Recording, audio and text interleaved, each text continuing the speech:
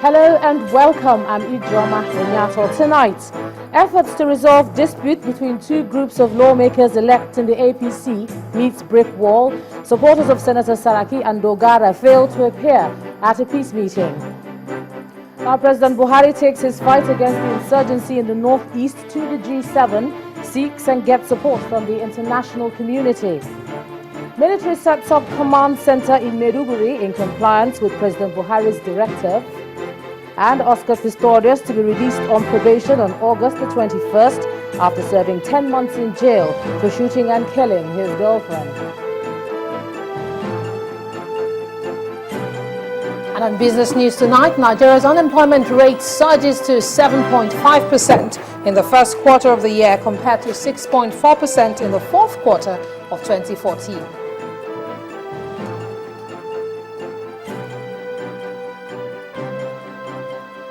And on sports news tonight, it's a fight for survival as the Super Falcons lock horns with Sweden at the FIFA Women's World Cup.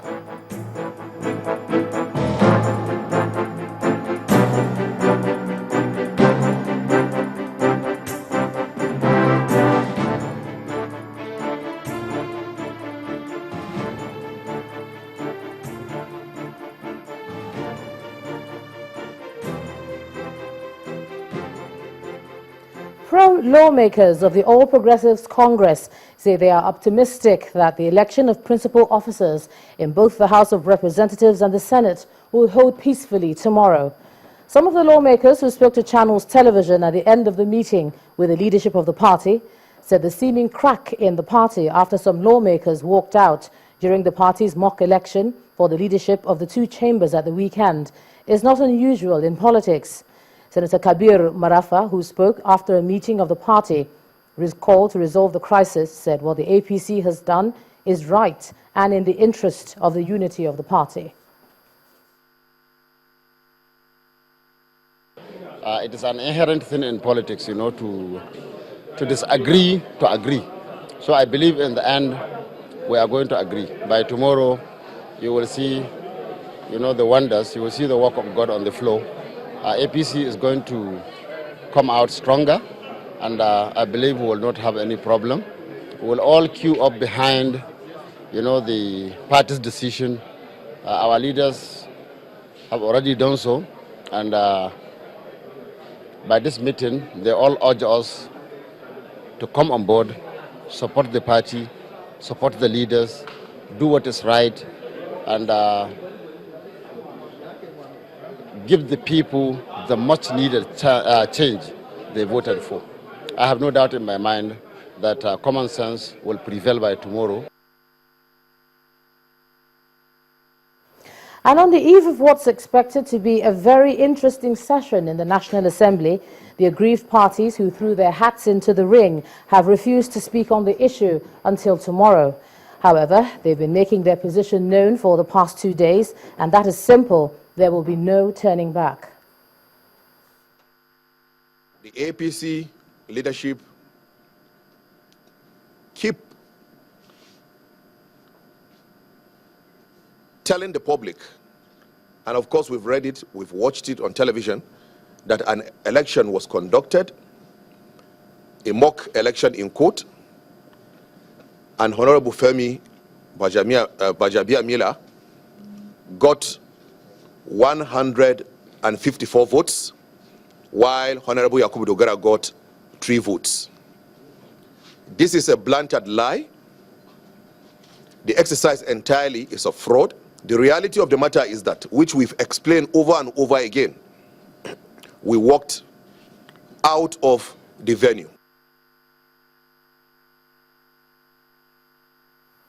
Well, to discuss further what might be a very interesting event at the floor of the House tomorrow, I'm now being joined on the News at 10 by a lecturer of political science from the University of Lagos, Dr. Kayode Ishola. Thank you so much for joining us on the News at 10. Interesting time to be a lecturer of politics at this time. Very interesting. A lot has transpired, since Saturday's mock election. But let me just turn your attention to the statement by the APC National Secretary. Let's start from there.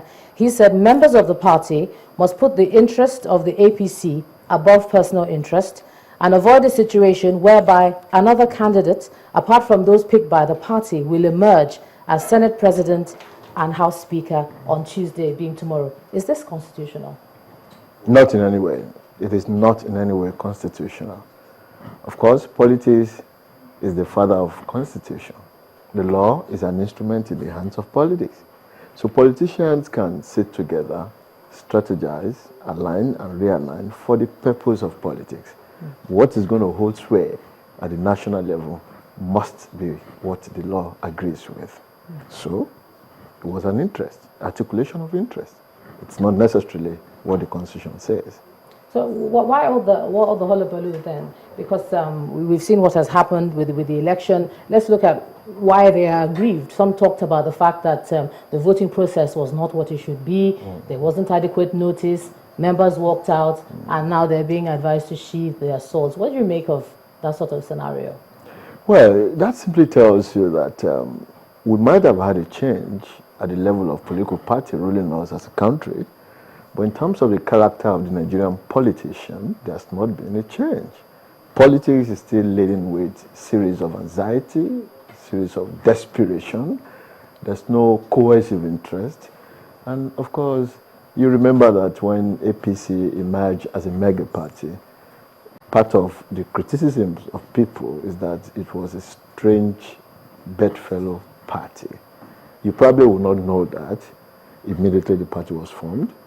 That probably will have been managed to be able to win an election. But now that the ball is on the table. As strange as people said they were, they were able to win this election. They were able to, change the minds of Nigerians to, to be able to say, look, we need change, and they were able to comment. So even though, pessimists had spoken, they still were able to overcome. So why do you think they won't be able to do that? But that was a level. The taste of the pudding is in the eating. Now that politics is on ground and there is need to allocate values, that is when you know the true nature of politicians, and that's expectedly what has been playing out. Well, the PDP, the new opposition, they're not asleep.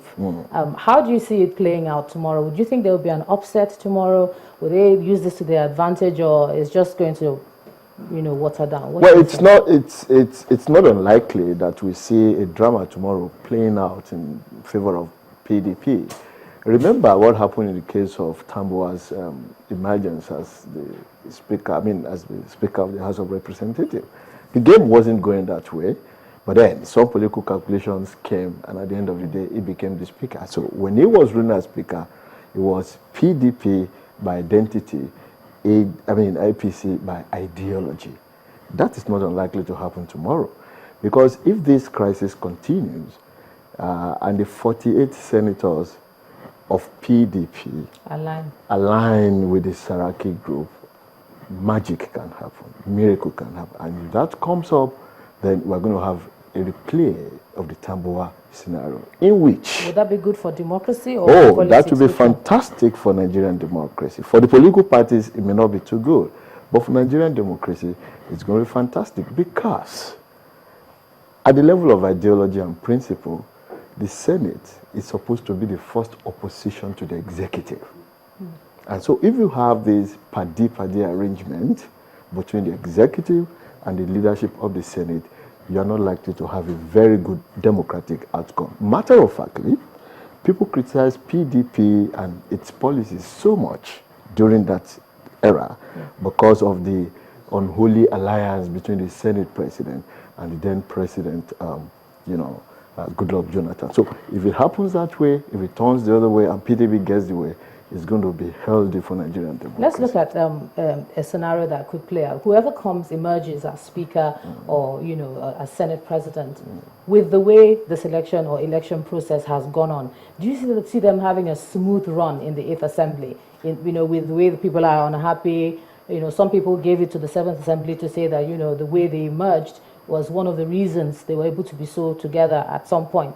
Do you see whoever emerges tomorrow as having an easy ride as leader? There's no mathematical answer to politics. Yet or no, maybe very difficult to predict. But politics is all about alignment and realignment of forces.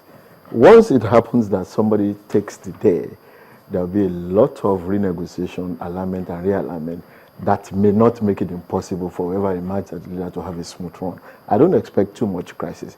What I expect is alignment and realignment. For the APC, it should be noted that there are many states, many politicians within the rank and file of the party who are nascent APC members.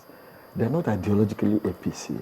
They're APC for political strategizing. Isn't that always the argument with politicians, that in terms of ideology, it's all about interest? Yes. Isn't that the general argument? Yes, but at a point it melts. There's a synergy. A politician becomes an ideological politician when he's able to synergize his personal interest with the interest of the nation. At this point, we don't have that for APC. You see, ideology may not be good, it may not be bad, but it must be ideology. What I'm trying to say is that APC members, as at now, there are many of them who do not have the ideology of APC, but they use the goodwill, in quotes, of APC to win an election, and they can dangerously swing either right or left, depending on what happens in a day like tomorrow. A particular group have already gone to court trying to stop one of the members, you know, from emerging as speaker. Do you see more court cases coming out tomorrow, or are they going to just play it calm and say, all right, let's align behind whoever has been chosen? Or do you see more court cases springing out? I see more court cases. I see deeper crisis ahead. But it's not unlikely they also gang together and plan, because there is desperation on the part of an average Nigerian politician. Once you play politics that is laden with anxiety and desperation, of course there will be agitation, there will be protest, there will be, you know, disagreement, and those things will only manifest in court cases and political room cases. Let me just ask you, does anything make you uncomfortable with what you see in terms of, you know, the change mantra, what you see right now playing out? I know you're a lecturer of politics and this should be regular in your field, but is there anything about this that makes you personally uncomfortable with the way this politics is playing out right now? I'm quite uncomfortable, but my discomfort is not unexpected, because when people have been talking about change, I've been asking the question, change in what? About what? Towards what? The actor has not changed his character. The average Nigerian politicians, you know, perceives politics as an avenue of income, as a source of survival. That has not changed fundamentally. So you don't expect the play pattern, the character, the disposition on the stage of play to change. It is always going to be the same thing. So I'm very uncomfortable that the change has not come, but it's not unexpected, like I said. That remains to be proven. Thank you so much. I'm a lecturer of political science, Dr. Kayode Ishwala, for joining me tonight on the News at 10. Thanks. Now in part 2, after the break, River State local gin death toll rises to 38. NAFDAC and Disease Control Center warn against consumption amid fears of methanol contamination. That's in a moment.